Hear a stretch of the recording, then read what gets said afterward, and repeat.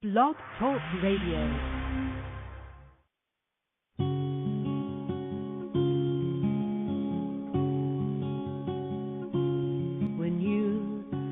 Well, hello, everybody, and thank you for joining us. I'm Bonnie Leota. I'm the host of Feel Good Parenting. I'm here with my co-host, Thomas Leota. We're also authors to a brand new proactive parenting book called A Simple Way to Guide Children and Teenagers to Happiness, Success, and Gratitude. Many parents are finding themselves dealing with defiant and demanding children. So if you're out there dealing with that, you're not the only one. It almost seems like there's an epidemic of poor child behavior out there, seeing all the conversations on social media. In fact, yesterday we read an article called 3-Year-Olds Are Assholes. And you see, we want to talk about that for a minute because there are certain universal truths that govern our universe. You might have heard of some. One of them that you might know of is the law of sowing and reaping. You get what you put out there. Another one is the law of cause and effect. So when something's happening, you've got to find the cause of what's happening versus just focusing on the effect itself. The law of polarity. Wherever there is a negative, there's an equal and opposite positive. You don't have an up without a down.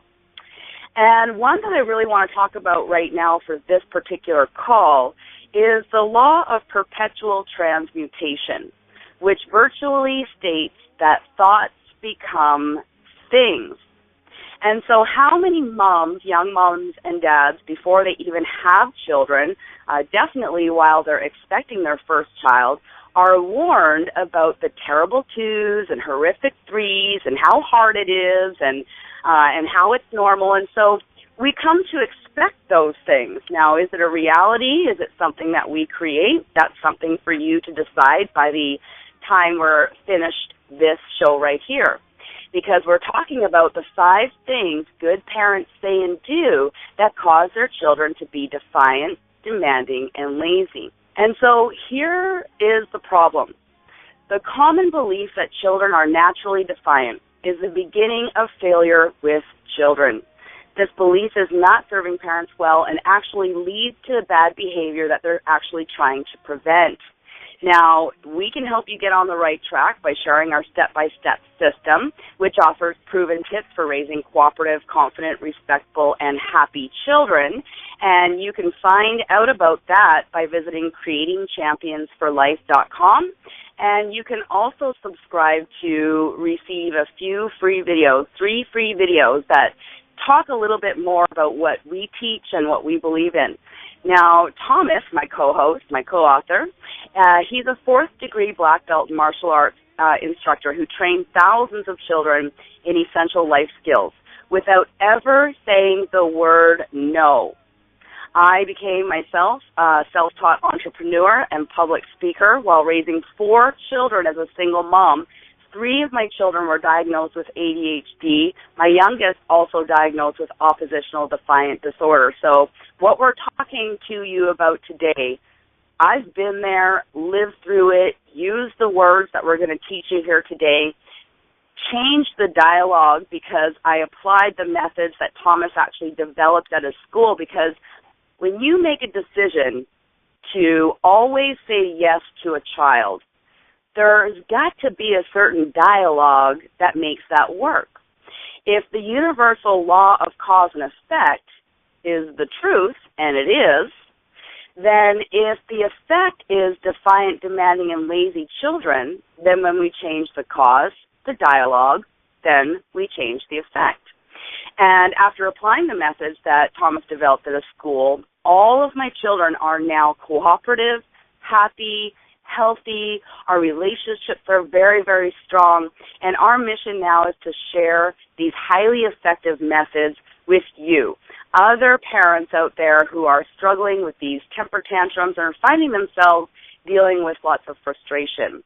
And so when we say 5 things good parents unknowingly say that cause their children to fail, we can insert words like acting out, being defiant, lying, having a hard time in school, children who are diagnosed with behavior disorders because these words can lead to oppositional defiant disorder as well as ADHD.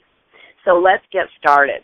Now, I've already let a little bit of the cat out of the bag, Tom, when I said Tom made a decision to always say yes. We could always say it. Tom made a decision to never say no, but always say yes is a more positive vibration. Can you share a little bit about no and what you see the problem is, or how parents can fail using the word no? No, I don't want to. Yeah, I wonder if the parents out there got it, because I certainly felt I certainly felt some energy go through my body, and it wasn't positive. Yeah, I'm just kind of making things up with just a little funny ha-ha, like, okay, are we really paying attention, or are we being really too serious? Because a lot of this is just having fun, going back to when you're just a kid, and just remember we learn best when we're playing. But as Bonnie mentioned, that there is a very distinctive point of reference that you're going to either create some opposition or you're going to be giving some togetherness or teamwork. And my gosh, every time that we've ever had a parent start the program or begin to recognize some of the things that they say, even with a pretty smile, that is actually setting or triggering their children or training their children to be oppositional, to be those, as the coined phrase is, terrible twos or horrific threes or, teenager rebellion. Now, these are all guaranteed successful techniques to use to get kids to become terrible twos, horrific threes, and teenager rebellion. And the parents are actually doing that by saying no versus finding a way to truly say yes. Right, and we're going to fill you in on how to truly say yes without giving them everything, because we're not saying, I want a cookie just before dinner. Oh, yeah, yes, here you go. No, that's not what we're saying at all. But what we want to make you aware of is that the word no begins at a very, very young age. It's like when our babies begin to learn to, crawl. We're telling them, no, don't go over there, no, no, no. When they're beginning to walk, we tell them no. It's like we think that the only word that they can understand is no. And it's actually not the case. Little babies are there, open and just perfect, just in every way, just want to please you. They want to be praised. They want to learn things on their own. And so here's an example of, using the word no. When I went and visited my little sister, she had a 16-month-old baby, and he had found his outside voice. And if you've ever hung around a very young toddler, you might know what I'm talking about. That kind of voice where it's like the top of their lungs, the most high-pitched scream that this little one could find. And I guess when I showed up, he had been doing this already for a couple of weeks, and it was starting to drive everybody crazy. But you can see how easy it would be to look at the child and go, no, we don't do that, no. And then so what I did, or what Tom taught me to do so well with his methods, is so amazing, was I knew that he needed to hear a yes, or I knew that he needed to be empowered in order to create more self-esteem, happiness, and in order for that yell to actually go away. And so when I went up to him, 16 months old, and I said, oh my, you found your outside voice. You must love using it. You use it so often. It's wonderful. But inside, we use an inside voice, like that. And within one day, the shrilling absolutely disappeared by telling him yes, by empowering him with a yes. Yeah, that's so spot right on, Bonnie. You're going to basically answer your child with almost two ways. They're either going to be a reactive or a proactive approach. And I think when we look at with our terrible twos or horrific threes, parents just sit there and go, okay, I'm not doing anything proactive, and all of a sudden go play, and the child does something. And it's usually not parent approved because they never really told the child what they could or couldn't do previous. So when a child does something like yelling, you either like it or you don't. And when you don't like it, you usually say no right away.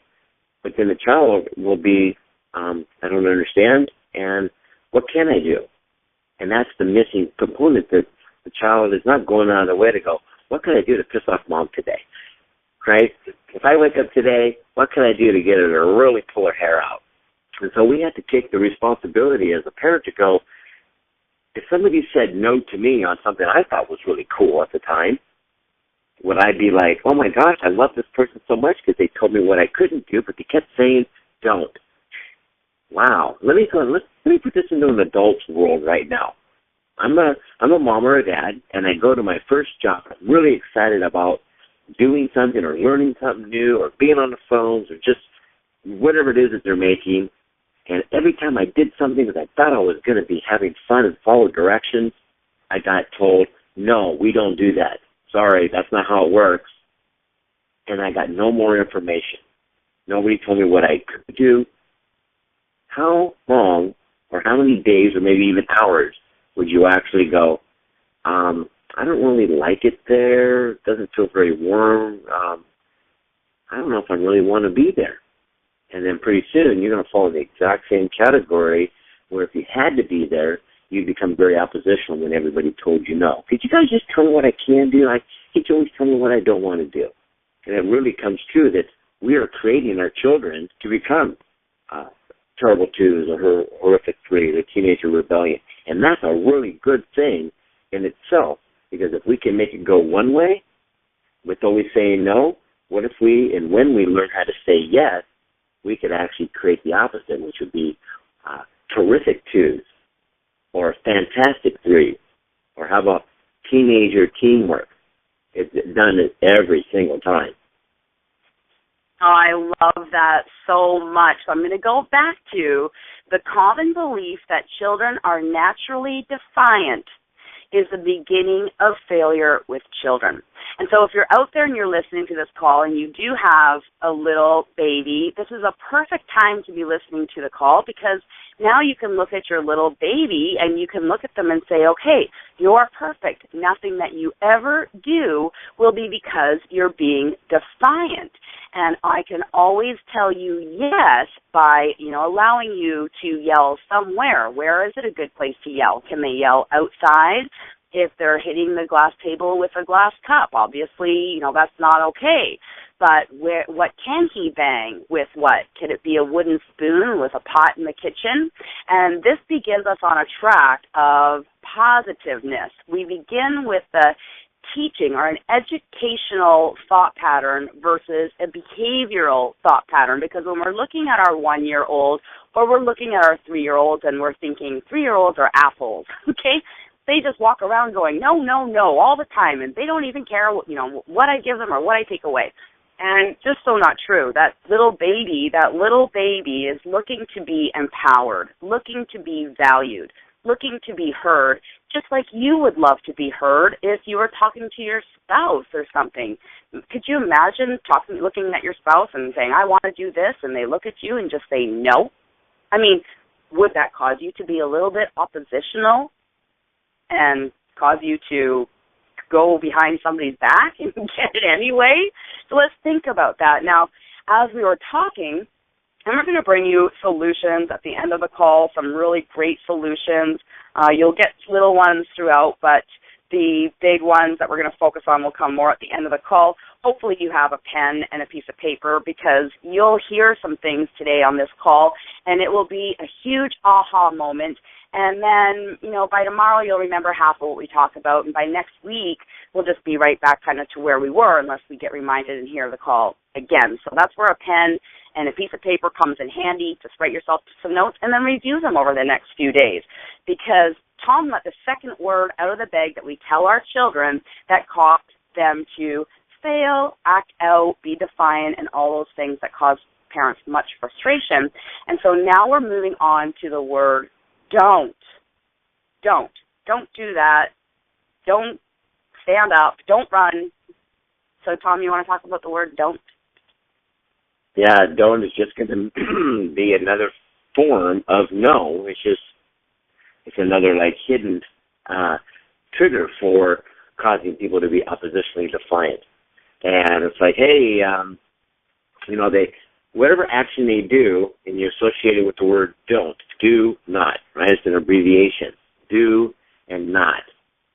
So what positiveness can you ever come across when you first start on doing something and somebody says that, don't do that?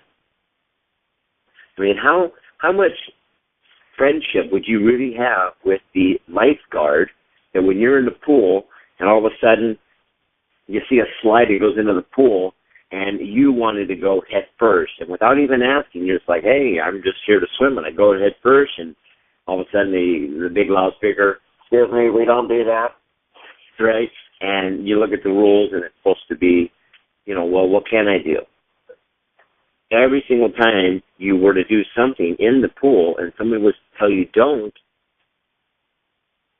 you're going to just go and go, wow, thank you so much. You made me feel so good about myself. And because you didn't tell me what I could do, you just told me what I couldn't do, it took me about a half hour to figure out what is available to do in the pool. And I don't even know if I want to go there anymore. Gosh, those lifeguards are just real jerks. They always just yell at you rather than something along that line. And see, that environment produces opposition. And that's the part that might be what's key, because as Bonnie mentioned earlier, the perpetual translocation. Don't is going to be one of those words that's going to be a trigger word, just like no. And let's lay a foundation so we can get a good visual. Take something that's right there in the middle, like, say, a glass of water, room temperature. It's liquid. And anytime that we were to say negative, like no or don't, as we're going to learn some more, that's like putting that water on a heating element or a stove to heat it up. And as soon as it's going to become a boil. Where if you start to say yes all the time from somebody who's water, it's going to become ice. It's going to change the vibration of the water. So if you can really grasp how simple this really is I've got the water, there's the child. They're just room temperature liquid water. And every time I interact with them by saying no, I am putting them on an element and turning the heat up. And eventually, it's going to bring a boil. But if I always say yes, then it's like doing the opposite scale of boiling. It actually turns it into ice. And so that's what don't is really a good tool to use, is if you would want to take that child and heat them up until they boil and, quote, unquote, boil over the pot and then make a mess, a.k.a. temper tantrum, misfit, acting out, and then now what do I do with the screaming kid on the floor throwing things around in Walmart? Yeah, and so when we think don't do that or stop it, that's kind of along the same line. So stop it isn't going to be one of our top 5. Stop it goes with don't. So any kind of dictation that tells them what not to do, don't do that, is one main reason why children fail. And one statement that we hear a lot, even with the people that work with us through the program, and we're actually coaching them and training them on the Creating Champions for Life methods, they'll get, 2, 3, 4 weeks into the modules where they've learned the dialogue, but when we're coaching them, we still pick up little things like, well, I told them if they didn't eat their dinner, they weren't going to get dessert. Can you see where we're going with this? If you don't do that, you won't get this. And it's just like a simple shift in dialogue. When you do eat your dinner, you will earn dessert, or you'll get dessert, or you'll have dessert show up for you. And so now you're telling them what to do. Same with the no. No, don't. Switch that around and start becoming aware of how many times in a day you say no to your children. And I know I've been talking about the toddlers and the babies, but, if you've got a 6-year-old, an 8-year-old, a 10-year-old, and you're dealing with powers, notice how many times you're using the word no, or how many times you're telling them don't do that. We've got to go from thinking that we need to control our children to looking at it more like I'm their leader, I'm their teacher, we're going to make everything happen together. These are little people. They were born with an absolute blank slate, nothing, no thoughts of defiance at all, just a blank slate. And when we can understand that every habit that they have, every word that they speak, everything that they do, they've been taught. They have been taught those life skills. We were talking with Mama Marlene last week about they're going to learn life skills whether you actually on purposely teach them these life skills or whether they figure out survival life skills only. They will learn how to get through life, and it can be in a positive, look at what I can do attitude, or it can be an attitude of more along the con artist line where they're striving to survive and struggle to become an individual. Yeah, that's really awesome. I love how, how does a child really learn how to steal, lie, or cheat? AKA when you get older and you're an employer and you've got your employees and going, how come all these kids just keep cutting corners? Why is it that teachers look at kids and go, gosh, if you just study good, you'd do good, but why are you cutting corners? Why are you cheating yourself? And so that's really a cornerstone of saying no. Well, a child comes up to their parents and says, Mom, I want to get a Roy Rogers BB gun, single action pump, and to them, this is probably the coolest thing in the world at age 9, 10, or 11. One of their friends that they think is the neatest kid on the block because he's got one, and he wants to be just like him. There's all those things that are passionate inside, and they go, I want one of those. And then it's that famous Christmas story they play every year at Christmas time. And he goes, Mom, I want a Roy Rogers BB gun. He goes, no, you'll shoot your eye out. And then, the first thing the child goes, really? In one fell swoop, all my hopes and dreams just crushed like a big tidal wave tsunami that just took off the beach. Oh, there's no survivors. How am I ever going to come back from this?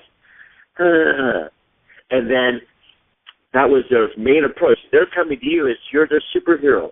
You're their wonder mom. You're their super dad. You can make anything happen in their world. And all of a sudden, they start to lose faith and go, well, I guess I can't have one. I'm not good enough, or I guess I'm not smart enough to use one correctly. These are all these thoughts that will start to turmoil in a child's head, and then low self-esteem, low self-image, or if you've got a really strong-willed child where there's no way you can, they're like a weeble wobble. You push them and they go wing, wing, wing, wing, and they just bounce back up. They keep knocking them down. They keep getting back up. A highly resilient child will easily go, oh, well, fine. You know what? Screw you.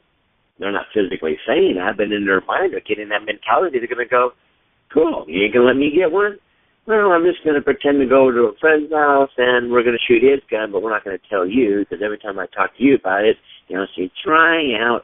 And they'll begin to craft, and it doesn't happen overnight, but you wonder why parents and teenagers don't communicate on, gosh, I just feel like I don't even know them. They're like an empty soul living in the house, and I don't even know any of their friends. And when they do have friends, they never introduce me to them, and yada, yada, yada, blah, blah, blah. We can all relate and go, oh, my gosh, that's exactly what my kids do. I always feel like I have to have cameras throughout the house because I can't trust my kids anywhere. Well, congratulations. By you just using 2 out of the 5 that we've covered so far of no and don't, you're training your child to lie, cheat, and steal.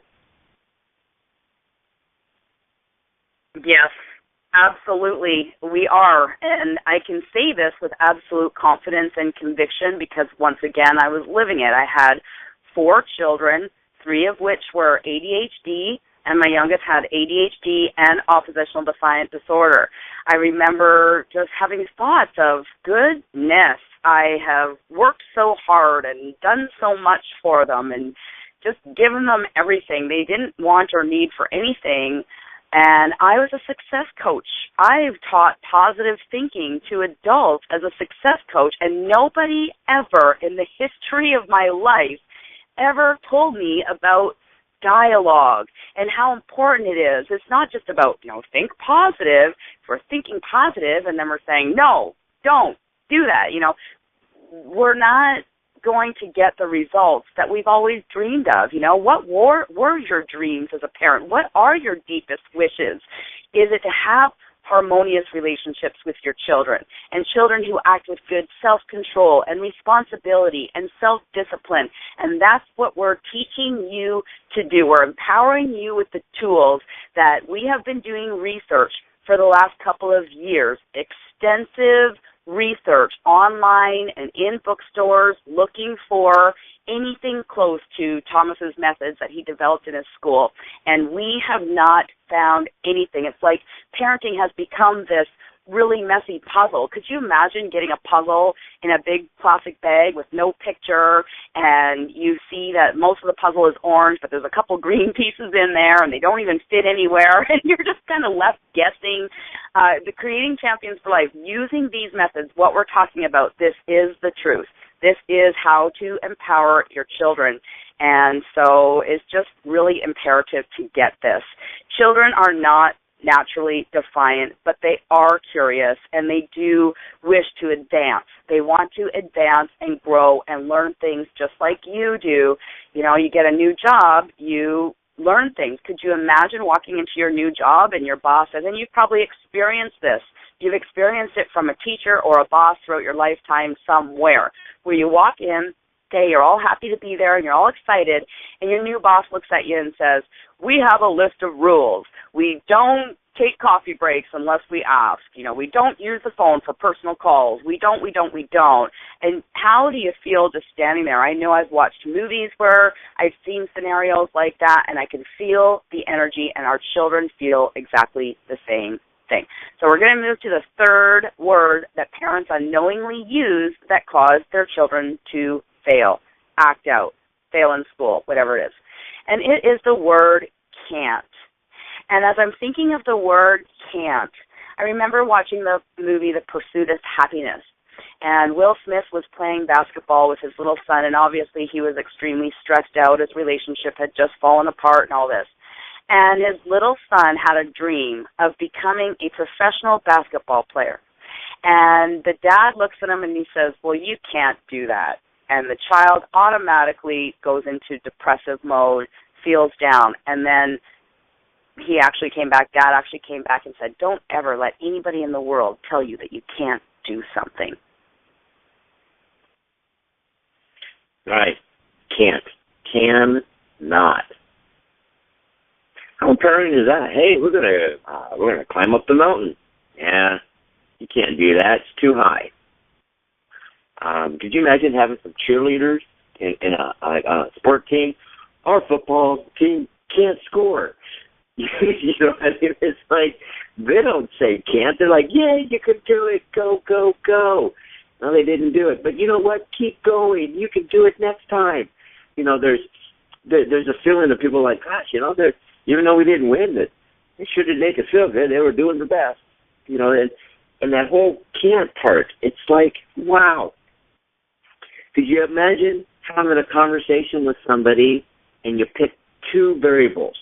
One that can do it, that's like that analogy of finding a way to say yes, even though you're not just giving it right away, right? Because we can learn how to create a right environment for that. Or you find a way of what you can't do, or AKA no. And so every time that you're working with somebody, okay, hey, we're co-workers, we got to get this thing done by Friday, and we need to get, this done, and we need the email sent out, and go, and I can't really do emails. My computer's not working right now.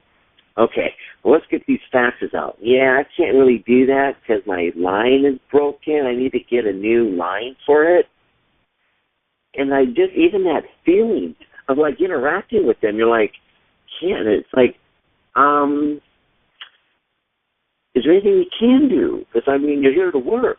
Am I here to, like, find all the ways that you can do something, and then your job is to tell me why you can't do it? And I'm kind of curious why we're even paying you to be here. You can feel that animosity. I was like, well, I don't think this person should keep her around very much longer. And it's like that feeling of down, and that's why when we read that one article of, how was it titled again? Let me pull this back up. Yeah, there it is right here. Three-year-olds are assholes. Well, A**hole. And then I remember reading it here where it says, well, I just thought my kids would challenge me. Maybe I'm a, as she put it, shitty parent. But no, it's not just me. This is a worldwide epidemic. All 3-year-olds do this to their parents. Something, happens to the children when they turn 3. They become assholes. And I'm reading this and I'm like, wow.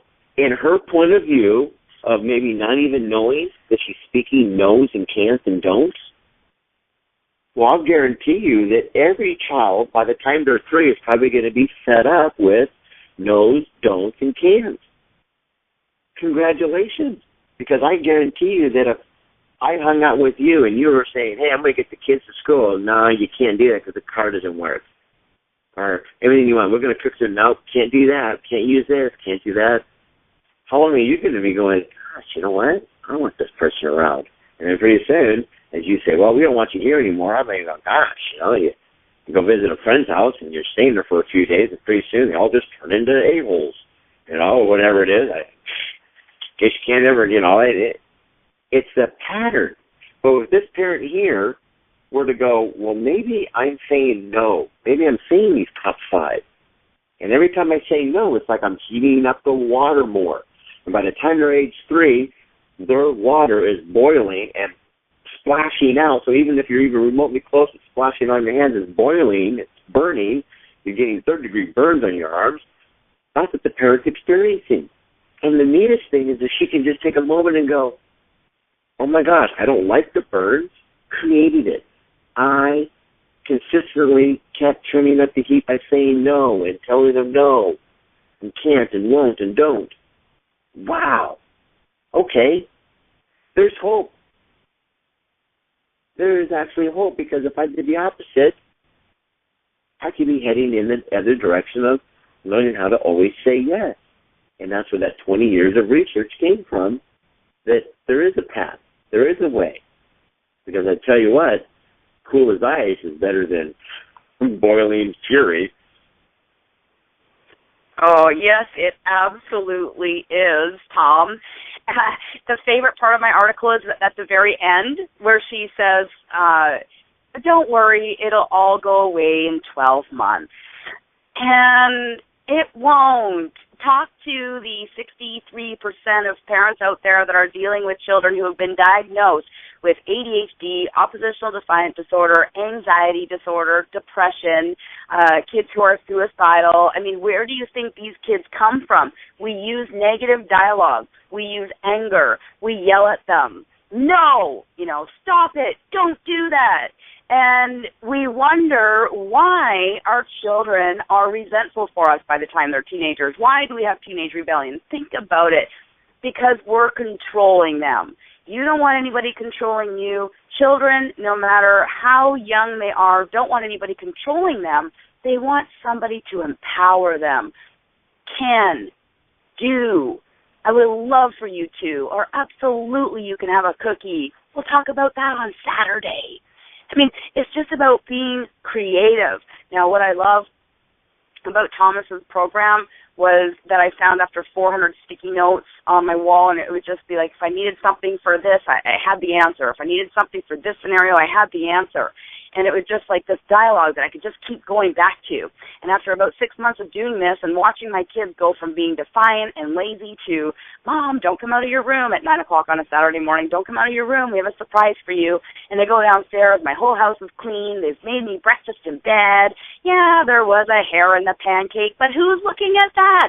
It's the end result. There's a thought that counts. My 11-year-old daughter made me pancakes and breakfast in bed pancakes so that she could earn a sleepover, and it was so empowering, and it was so teamwork, because I told her what she could do to make something happen in her life.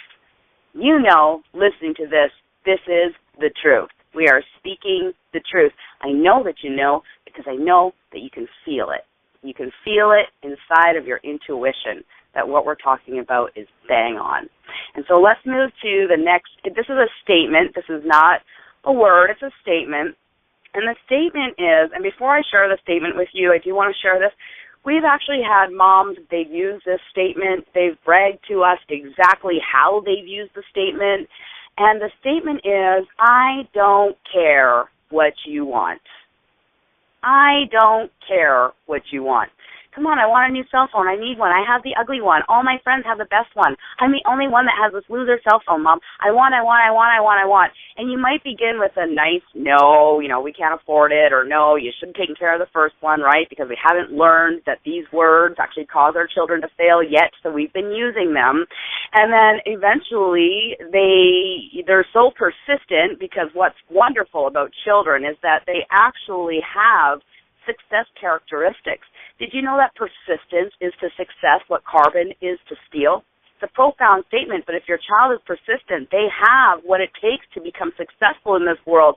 Why not encourage that instead of telling them, I don't care what you want? Think about that. If anyone ever looked at you and said, I don't care, when they're looking at you, do you feel loved? Do you feel validated? Do you feel empowered? Yeah, especially when you're talking like relationships. Hey, honey, I want to go see this movie. I don't really care what you want to watch. Okay, we're gonna watch this one, and you're gonna like it. Ooh, that's gonna be a fun date. Looking forward to that.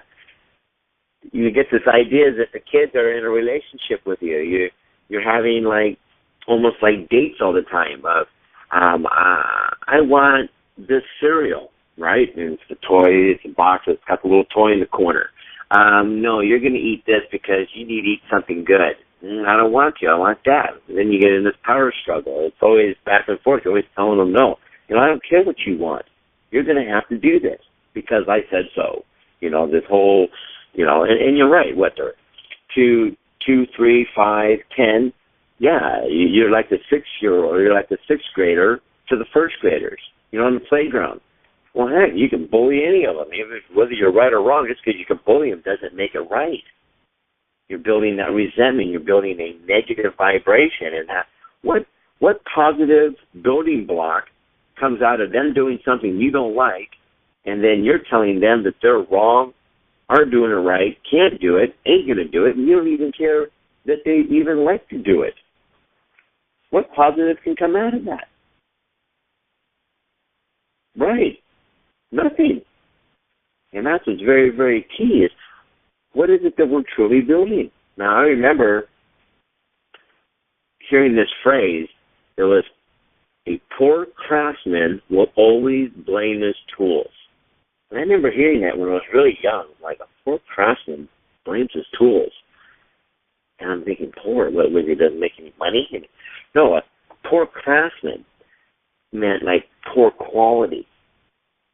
And so every time you like build something and it wasn't really good, you go, yeah, I did my best, but I just got some dull tools, and I just tell you what, that if I had some sharper tools, I could have done a better job. So really, they're admitting that they don't know how to like sharpen the tools, or they don't even know that you're able to sharpen those tools. Because we ran this really interesting scenario with these parents.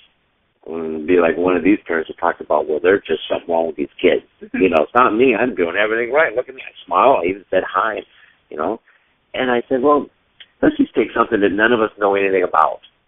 A tree, and somebody has an axe. And we just look over there, and the person's like whacking at the tree to chop down a tree. And we come back, and an hour later, and you're still whacking at the tree. Come back an hour later, he's still working at the tree, but he's cussing, swearing, yelling, and I'm like, huh. And I know Einstein, but I think that the axe might be dull. I don't think that axe is really sharp enough to go through the tree. I don't know anything about it, but you have this concept of like, something's off the mark here. And that person that's whacking on the tree is maybe no one's ever taken the time to bring their awareness and go, do you know that you can actually sharpen those axes? You can sharpen some scissors. No, I didn't know that. No one ever even brought it to my awareness. They don't even see it. And then two, well, yeah, I know you can, but, either I can't afford to have it done, or better yet, I don't have the skills or the tools to get it done. They're falling into that I don't know mode. And look how well that is producing some results. But if they had somebody take the time to bring it to their awareness and teach them how to actually sharpen that axe, oh my gosh, you would be like the great Abraham Lincoln who said, you know what? If I had an hour to chop down a tree, I would take the first 40 minutes and really carefully take all the time to sharpen my axe as sharp as possible, and then I'd be able to chop down that tree in 5 minutes, and I have plenty of energy to do more. And so when you learn these great techniques, and then the yes side, my gosh, you would love to have a 2-year-old. Better yet, you might even open up daycare and say, I can take on 10 of these kids. Kids are terrific twos. Bring them on. I love what I know now. Oh, geez, I just feel empowered. I'm going to hang up the phone and listen to this call again myself. That's how empowered I feel as a parent, right? Because it is empowering. Let's go back. Tom just used the analogy of cutting down a tree with a dull axe, right?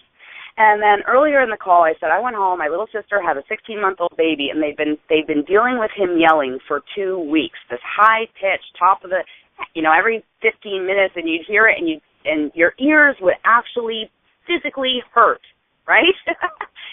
And then all we had to do was stop telling him no, stop devaluing him. If you could picture this little spirit being wanting to be recognized and noticed for their greatness, and they find their outside voice, and they want to be recognized for it. And every time they open their mouth to make that voice so they can be recognized, they're shut down. We don't do that. Yeah, that's bad. Just shutting him down. And so every day he's looking for his individuality, going, I need to scream. I just want to be heard. Because the minute that child was heard, he began to learn his inside voice, which was his whisper voice. And you see, why would you deal with 2 weeks of frustration and yelling and being angry and frustrated at this little, perfect, beautiful baby boy versus, oh, look at your yell. You must really like that. Let's find you a place you can yell. Oh, look at you. You're one. You're headbutting everything. Let's find you a pillow you can headbutt anytime. Mom, you'll even do it with you. Always a way. If you don't teach your children what to do, and we're always focused on what not to do, they're not going to learn the life skills from you. They're going to learn it from somebody else. And so we're going to go into the fifth thing. Now, this is so difficult because I've got a whole list of things. Like I've got, sit down, shut up, you're driving me crazy, flipping kids, I've got all these things written down. Like we could pick any one of these things. But the one that we chose was because I'm mom or dad and I'm the boss. That's why. No, you're not going to go swimming right now. Why not? Because I'm the boss and I said you need to eat lunch first, right? So do you want to share a little bit about that, Tom? I think the parents at home are just going, oh, yeah, we don't need any explanation. I can feel it. It's wrong. But you can go ahead and share. Yeah, I'm the boss. Or, AKA, wouldn't it be awesome to be the child superhero? Because every time the superhero shows up, they're the boss by default. And I know yes. I'm feeling yes. The firemen, when there's a fire, they show up. They're the superheroes. Oh, yes, they're here to save the day, get the cat out of the tree, take out the fire. Yes. And everybody defaults to they're the superhero. They don't walk up and go, well, because of me, I'm the boss here, and you're just going to have to do what we're going to have to say. It just happens by creating the right environment.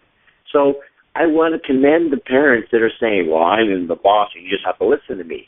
Yes, you got the right concept.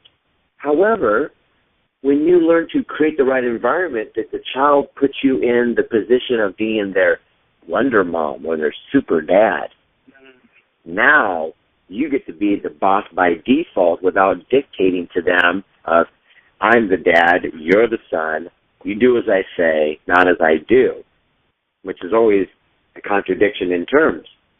Because how awesome is it that we can go to our boss that we work for and they had a review with us.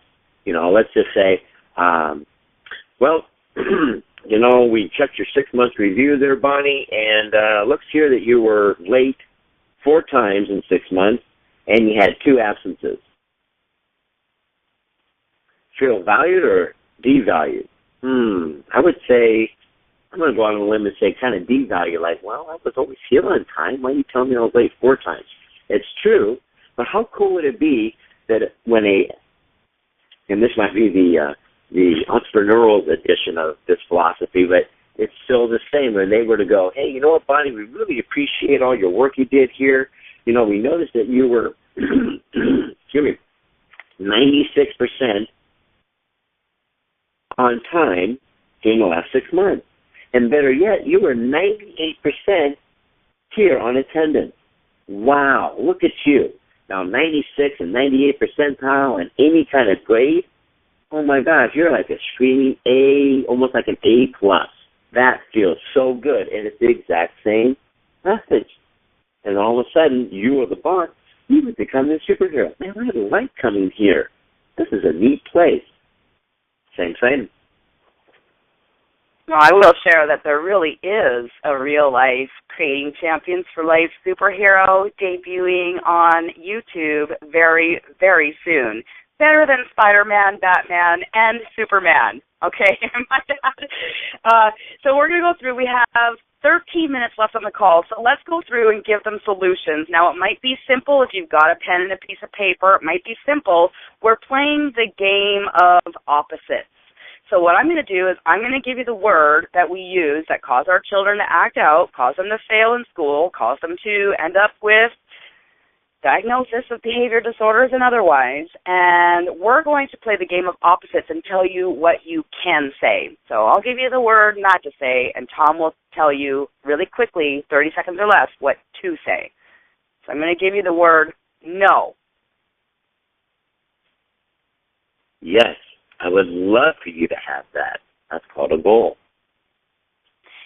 Don't. Ooh. I like it when you do it this way. Can't.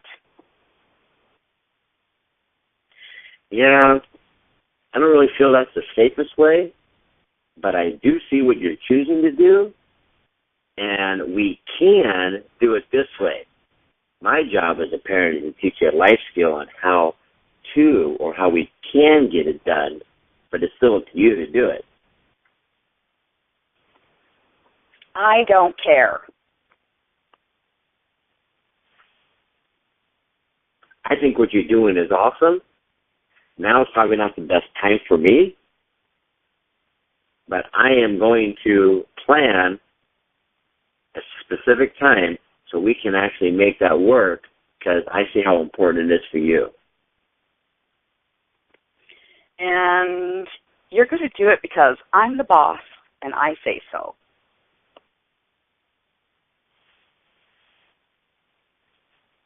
Wow. First thing that came in my head was a total, I like to just improv on this one and add a little bit because I'm going to have you say it again. But when a child looks at the adult and says that, inside they're going, I used to think you were my superhero. But that's kind of fading pretty quick, and I think I'm going to start looking for another superhero. And that superhero could be easily all my teenage friends, another dad, another mom, another uncle, or even maybe one of the neighbor moms or dads that actually will take the time to listen to me.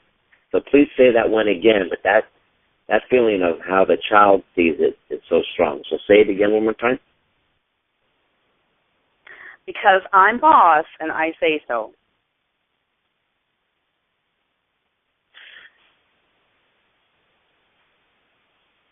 What you're going to do is, I want to pause in this one because it's so disrupting just to even hear it. I didn't even want to say anything. It's just like, hang up the call. It's like, really? I thought this was somewhere else. I mean, I'm stuck. I don't even like that feeling that I know what we're doing. But I'm the boss. Wow.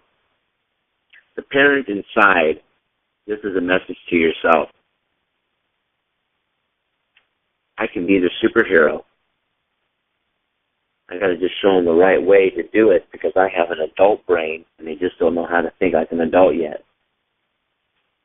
So I don't care. You're going to do it my way. Wow. Let's find a way that you can do it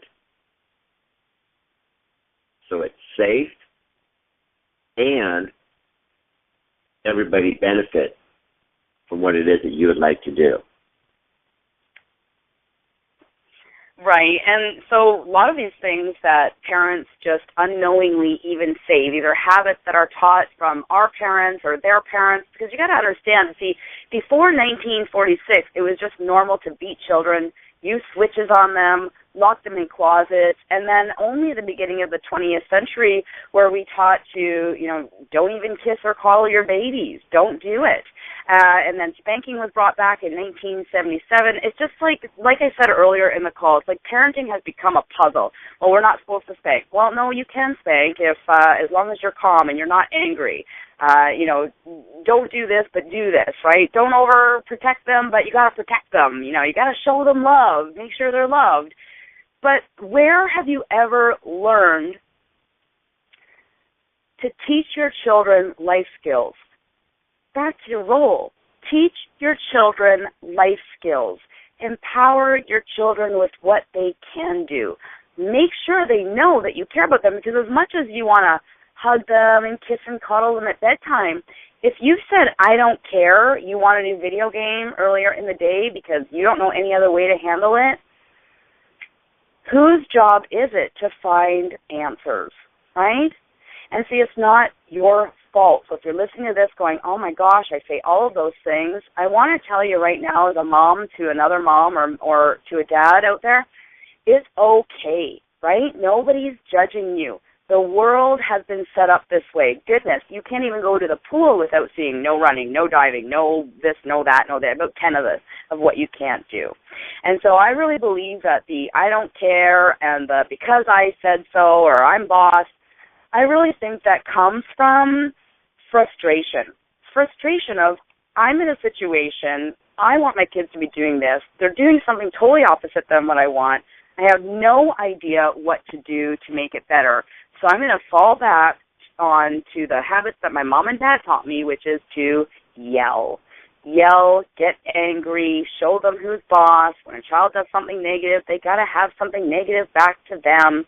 These are all beliefs that are not serving us as families, because when you have disruptive children, and, maybe you've got toddlers right now, but these children are going to be 6, 7, 8, 10, 13 pretty soon. And when you have destructive, disruptive, depressed, angry children, it doesn't only affect your child or your relationship with your child, but it affects every single relationship living in that home.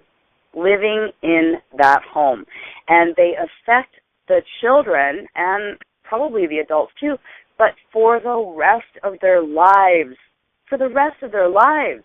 It's like we've got this whole paradigm that our job is to protect our kids, make them happy, buy them things, give them the best birthday parties, make sure to drive them when they need a ride, and all of these things. But yet, the language and the dialogue and how we actually interact with them on a daily basis is, no, don't, sit down, be quiet, I said so. And so now it's time to use this language translator from today and just make a decision that you're aware now. Make a decision to learn the new method, a new method called Creating Champions for Life. We're about to head out in just a couple of weeks to a media summit in New York City where we're going to meet with publicists and producers of shows. This is big deal.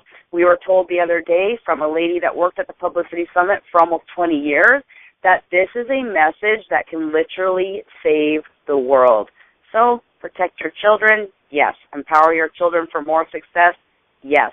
Save your family, absolutely. And then when the majority of people catch on to this, then that will be enough to save the world.